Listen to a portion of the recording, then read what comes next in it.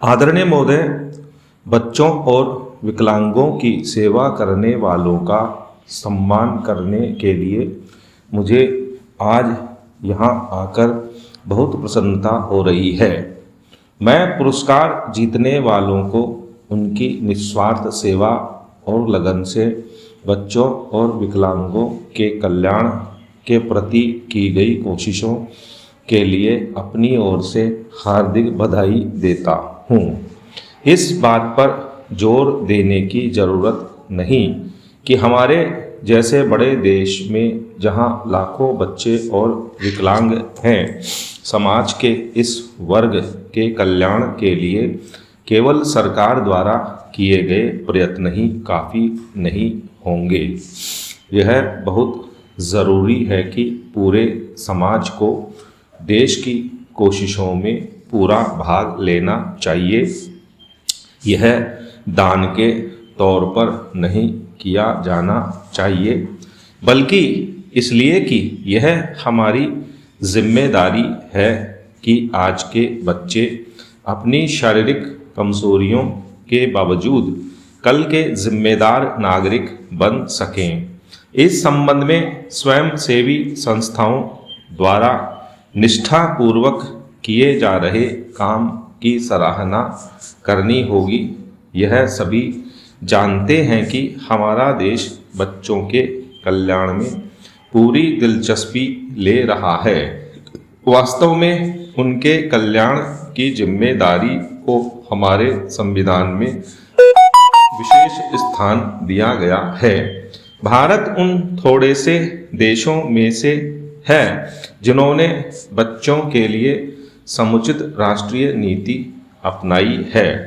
राष्ट्रीय नीति यह घोषणा करती है कि बच्चे हमारी सबसे महत्वपूर्ण संपदा है, जिनका पालन पोषण और विकास राष्ट्र की जिम्मेदारी है। इस नीति का उद्देश्य बच्चों की सेहत, पौष्टिक खुराक, शिक्षा और बच्चों के संपूर्ण विकास संबंधी सेवाओं के दायरे का विस्तार करते रहना है। ऐसी नीति बच्चों की गर्भावस्था तथा जन्मोपरांत के समय में पर्याप्त पौष्टिक आहार तथा स्वास्थ्य संबंधी देखभाल उपलब्ध करके बच्चों को विकलांग होने से बचाने में सहायता करता है। स्वयंसेवी संस्थाएं विकलांग बच्चों की सहायता के लिए जो काम कर रही है वह सराहनीय तो है, परंतु आम तौर पर यह देखा गया है कि उनका कार्यक्षेत्र कुछ बड़े नगरों तथा शहरी इलाकों तक सीमित होता है और अधिकतर ग्रामीण जनता तक कोई सहायता नहीं पहुंच पाती है। यह आश्चर्य की बात है कि विकलांगों की समस्याएं उनकी अपनी शारीरिक कमजोरियों से पैदा नहीं होती, जितनी विकलांगों के प्रति समाज के रवैये से होती है। उनकी मानसिक या शारीरिक कमी से कहीं ज़्यादा उनके प्रति पक्षपात की भावना उन्हें साधारण जीवन जीने में बाधा डालती है। इसलिए समाज और जाति द्वारा विकलांगता के खिलाफ किए जा रहे संघर्ष में पहला कदम यह है कि परिवार में विकलांगों को सामाजिक और भावनात्मक स्नेह प्राप्त हो। मुझे आशा है कि स्वयंसेवी संस्थाएं समाज के इन वर्गों की शारीरिक और आर्थिक सहायता के साथ साथ सामाजिक पक्षपातों को समाप्त करने के लिए भी काम कर रही है। यह जानकर बहुत खुशी होती है कि बहुत से प्रसिद्ध सामाजिक कार्यकर्ता और स्वयंसेवी संस्थाएं इस सराहनीय काम में लगी हुई हैं और वह हमारे बच्चों और विकलांग भाइयों के प्रति और सहानुभूति की भावना का जीता जागता उदाहरण है।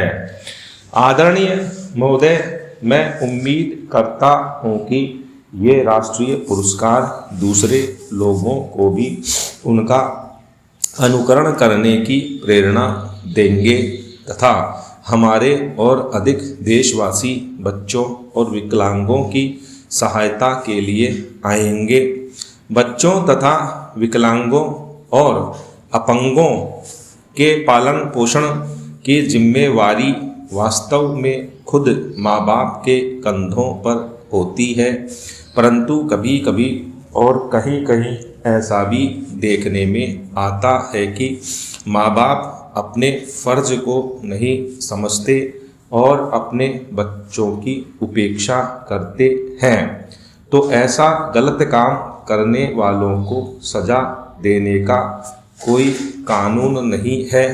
मैं महसूस करता हूँ कि हमें समाज में ऐसी नैतिक शक्ति का विकास करना चाहिए जिससे माँ बाप अपने बच्चों के प्रति उचित व्यवहार करें।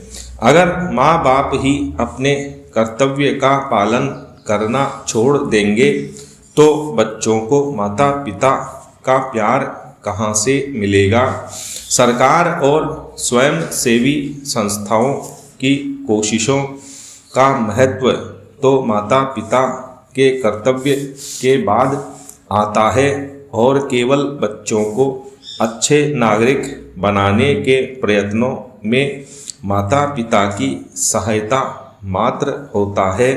अंत में मैं आपसे अनुरोध करूंगा कि आप नई लगन के साथ बच्चों और विकलांगों के कल्याण के काम में लग जाएं। मैं समाज कल्याण मंत्री को मुझे इस समारोह में आमंत्रित करने के लिए धन्यवाद देता हूँ। प्रायः कहा जाता है कि स्वास्थ्य ही सब कुछ नहीं है, लेकिन स्वास्थ्य के बिना हर चीज बेकार है।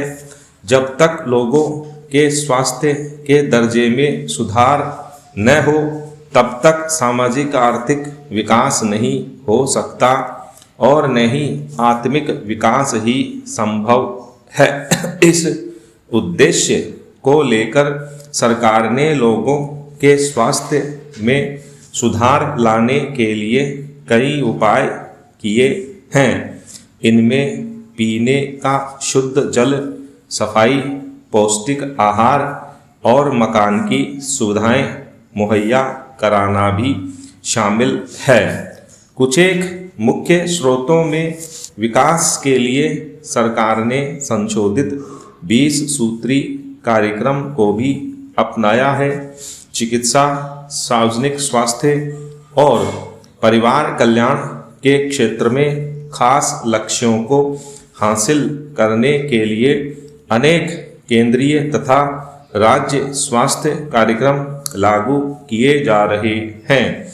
इसमें संदेह नहीं कि इस जैसे संस्थान लोगों के स्वास्थ्य को बेहतर बनाने के उद्देश्य को प्राप्त करने में सरकारी एजेंसियों की बहुत मदद कर सकते हैं। अपनी बात पूरी करने से पहले मैं तपेदिक के प्रश्न पर आपका ध्यान दिलाना चाहूँगा। यह माना जाता है कि हमारे देश में लगभग 10 करोड़ लोग तपेदिक से पीड़ित हैं। सरकार ने 20 सूत्री कार्यक्रम में इस बीमारी को शामिल किया है और वह इस पर काबू पाने के लिए कई उपाय कर रही है, क्योंकि यह बीमारी दमा और फेफड़ों के कैंसर जैसी बीमारियों के अधिक नज़दीक है। इसलिए इस प्रतिष्ठान को तपेदिक पर काबू पाने और इसे ख़त्म करने के उपायों पर ध्यान देना चाहिए। मैं उम्मीद करता हूँ कि इमारत तैयार हो जाने पर यह प्रतिष्ठान ज़रूरतमंद लोगों की अधिक से अधिक सहायता कर सकेगा और उन लोगों की सेवा कर सकेगा जो यहाँ सहायता और राहत के लिए आएंगे।